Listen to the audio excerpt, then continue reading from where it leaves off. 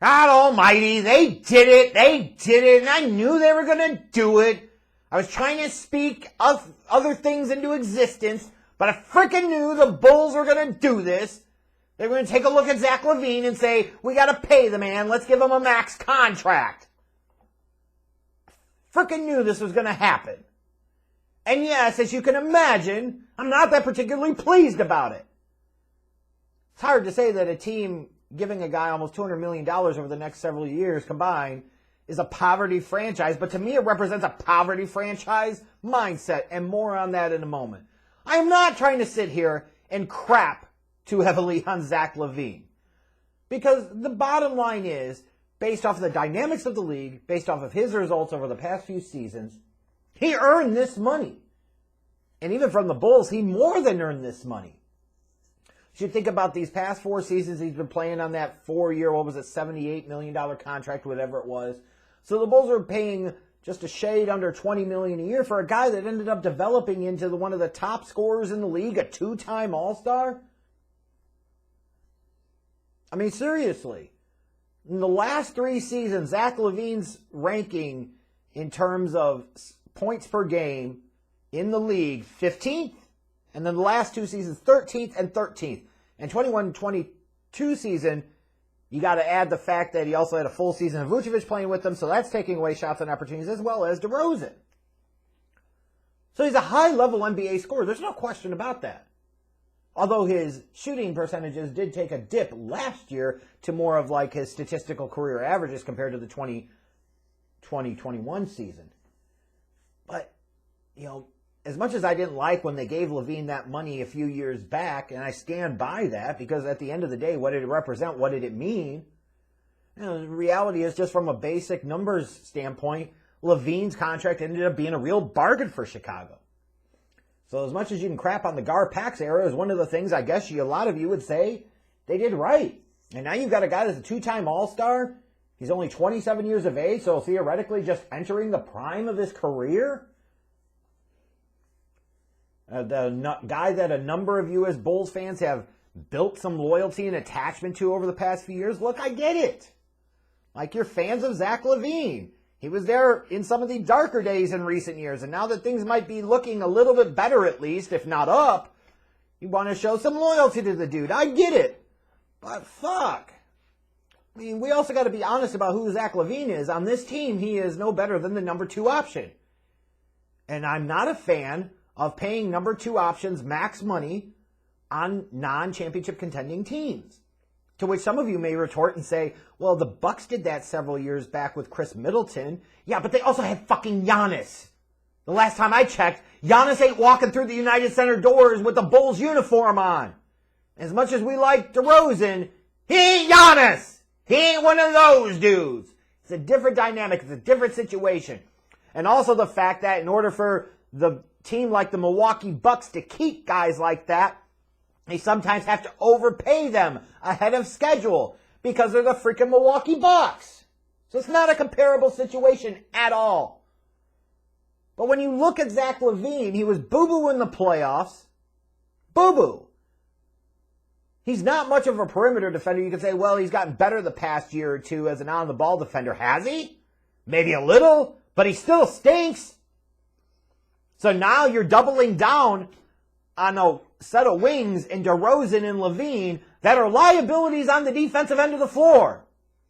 And in today's NBA, where wing play is more preeminent and more dominant than ever, arguably, it feels like a really flawed basketball X's and O's strategy. Or maybe that's just me. It also gives me some pause when you're talking about guys that aren't clutch, that make some really horrendous decisions at key moments in the game, and paying them max contract dollars. And Zach LaVine is not clutch. He absolutely is not. And anybody who wants to argue that he is, A, doesn't watch the Bulls games over the past couple of years, and B, exposes themselves to just how little they fucking understand basketball. There's no way you can watch Zach LaVine and argue that he has the clutch team. He does not. And again, sometimes his horrendous decision-making is just god-awful in key moments and key spots. But even beyond all of that, when you talk about LaVine itself, like, the numbers are there, the statistics are there, relatively speaking, compared to the peers in the league.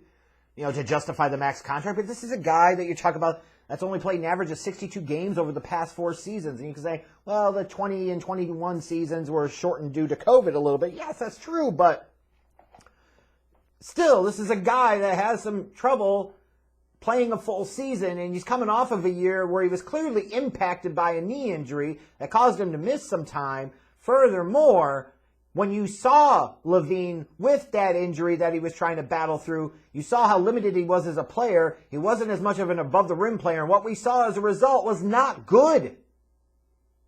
So yes, I have some tremendous pause for a variety of reasons around why giving Zach LaVine max money feels like a bad idea.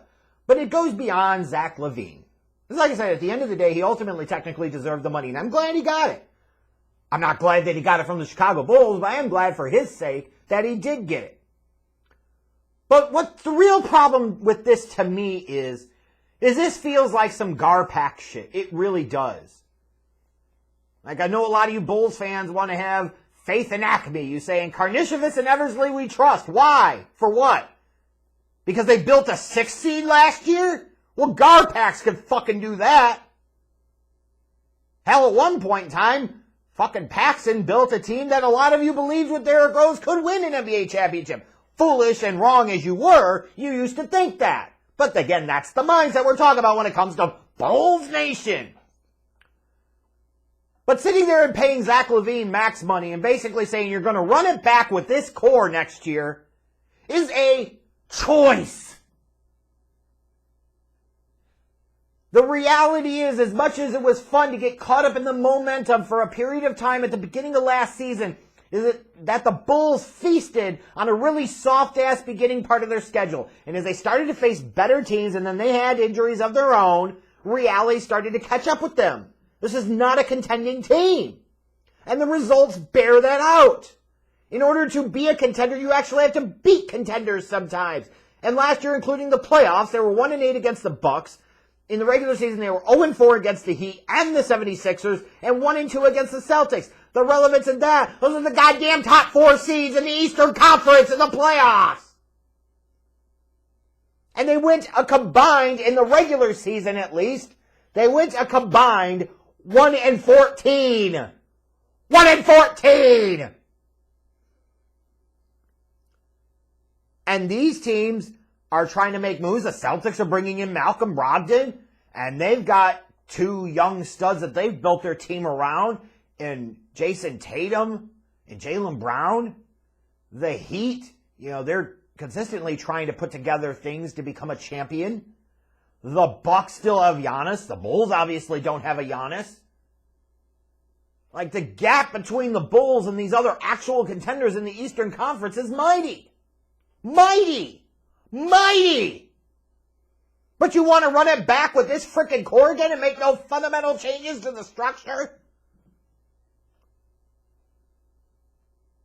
That's my biggest problem with paying Zach LaVine max money. It is basically a reflection of the mindset of the mediocrity of the Berto Center and Bulls Nation that they're okay with being a 5 or 6 seed in the damn playoffs every year. Oh, they had a lot of injuries. Other teams had injuries too, and they found a way to overcome it. Don't give me that shit. You're basically saying you feel that the core, the nucleus of DeMar DeRozan, Zach LaVine, Nikola Vucevic, and Lonzo Ball, that those 4 constitute a championship team. And they don't.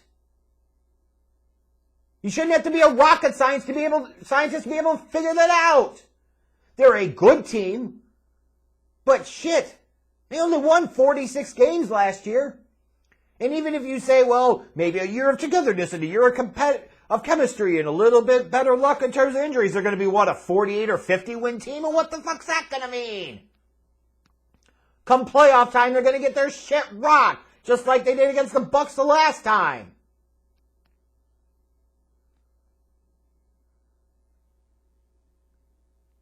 The only way this Zach LaVine max contract would make any sense is if he was part of some type of sign-in trade where you pulled off a really big deal to get yourself a real alpha like a Kevin Durant. Something like that. Otherwise, this is a dumb dumb poverty franchise mindset. Paying a second-level guy max money, taking a 6-seed team and saying, we're going to run it back because we think there's a lot of potential for growth here. Yeah, because Vucevic is going to get a lot better at this stage of his career, right? Because DeRozan's going to be even better next year, right? Even though last season was the best he had had in years, right? Yeah. Well, Lonzo Ball will be healthy. Since when the hell has Lonzo Ball ever been healthy? The dude is a lock to play 50, 55 games a year.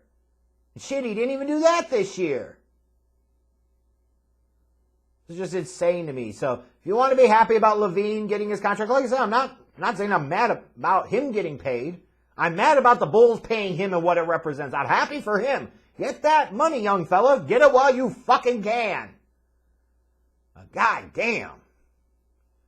Unless Zach LaVine all of a sudden is going to fundamentally, dramatically change his approach, this contract is not going to pay off for the Chicago Bulls, especially if they're not going to turn him into somebody, a real alpha, that could actually be the cornerstone that could win them a championship.